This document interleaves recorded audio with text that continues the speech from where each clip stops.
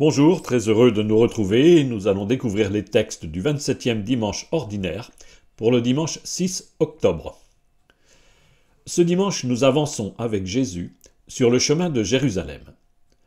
Dans le conflit qui s'envenime avec ses opposants, ici des pharisiens, un aspect de la loi juive est l'objet d'une controverse.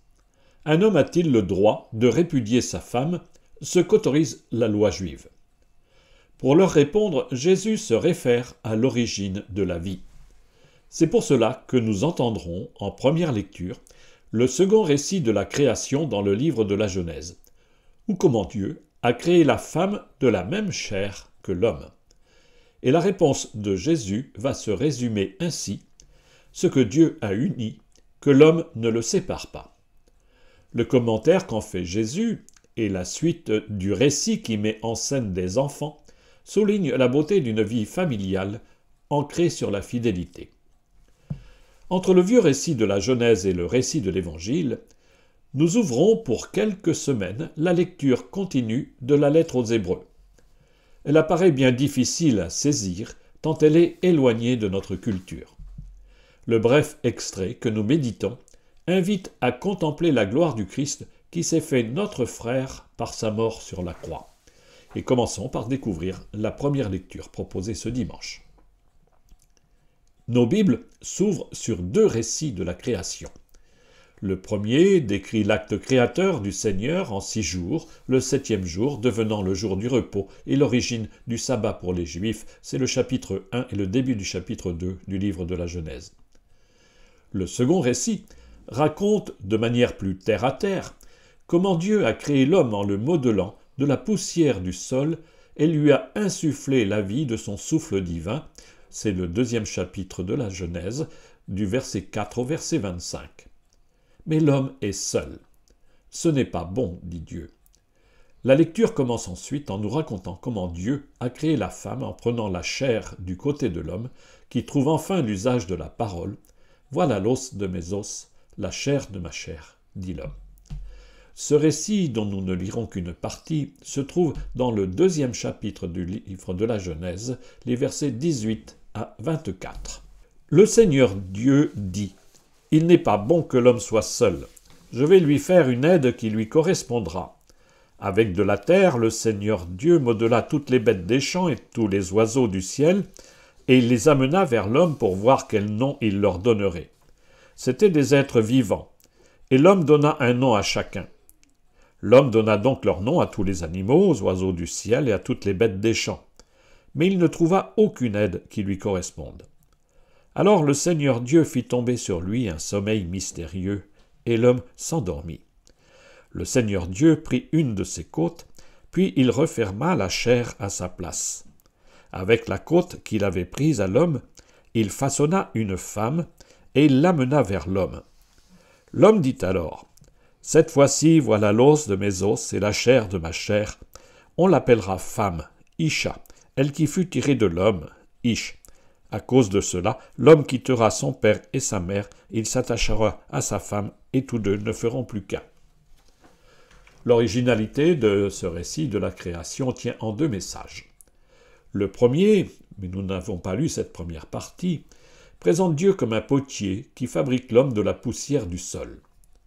Le sol, en hébreu, c'est Adama, et l'homme, c'est Adam. Adam, c'est littéralement le terreux. Mais pas seulement, car sans le souffle de Dieu en lui, il n'est que matière inerte. La dignité de l'homme, sa vie, plus tard on dira son âme, c'est le souffle de Dieu en lui. Nous sommes donc à la fois de la terre et du ciel. Le second message, celui que nous entendons ce dimanche, dit la place essentielle de la femme aux côtés de l'homme.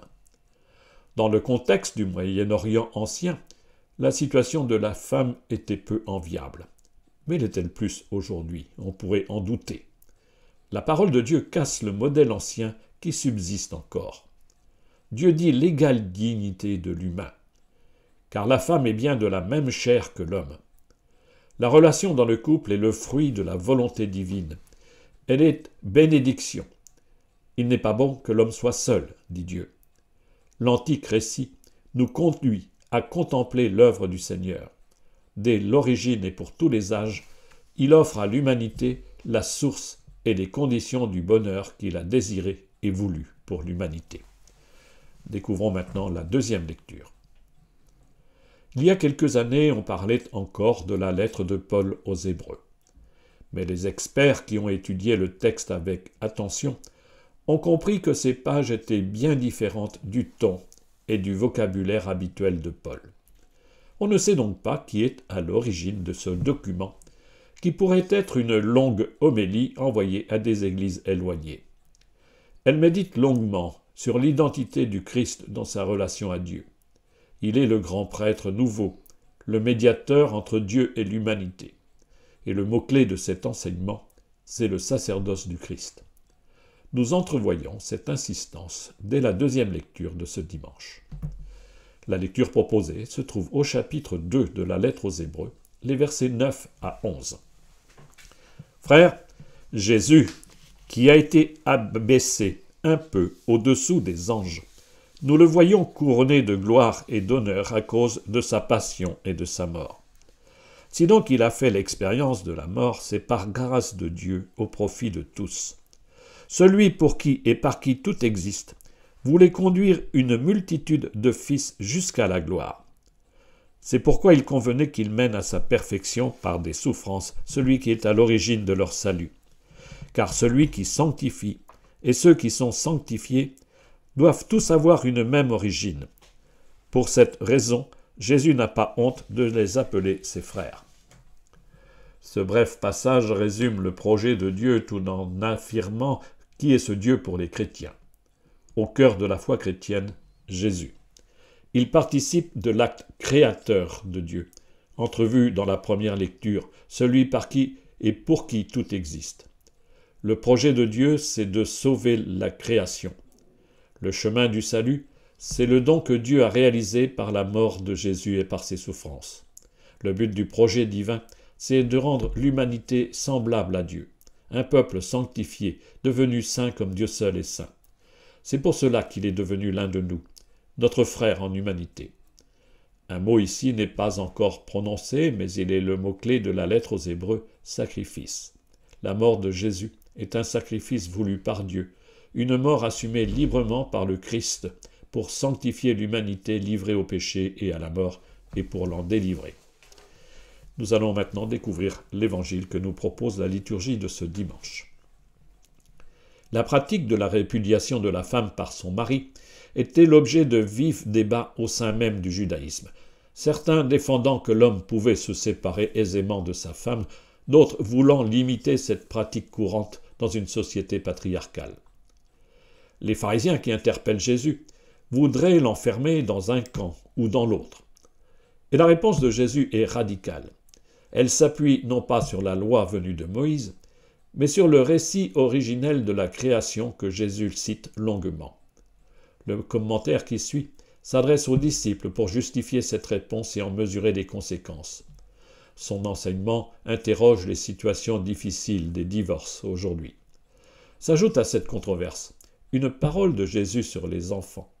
Il les présente comme le modèle à imiter pour vivre une authentique relation filiale avec le Seigneur. Nous lisons dans ce chapitre 10 de saint Marc, les versets 2 à 12. Des pharisiens l'abordèrent, et pour le mettre à l'épreuve, ils lui demandaient « Est-il permis à un mari de renvoyer sa femme ?» Jésus leur répondit « Que vous a prescrit Moïse ?»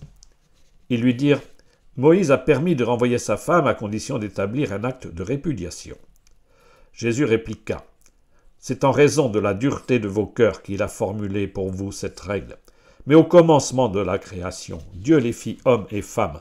À cause de cela, l'homme quittera son père et sa mère, il s'attachera à sa femme et tous deux deviendront une seule chair. Ainsi, ils ne sont plus deux, mais une seule chair. Donc, ce que Dieu a uni, que l'homme ne le sépare pas. » De retour à la maison, les disciples l'interrogeaient de nouveau sur cette question. Il leur déclara « Celui qui renvoie sa femme et en épouse une autre devient adultère envers elle. Si une femme qui a renvoyé son mari en épouse un autre, elle devient adultère. » Des gens présentaient à Jésus des enfants pour qu'il pose la main sur eux. Mais les disciples les écartèrent vivement. Voyant cela, Jésus se fâcha et leur dit, « Laissez les enfants venir à moi, ne les empêchez pas, car le royaume de Dieu est à ceux qui leur ressemblent.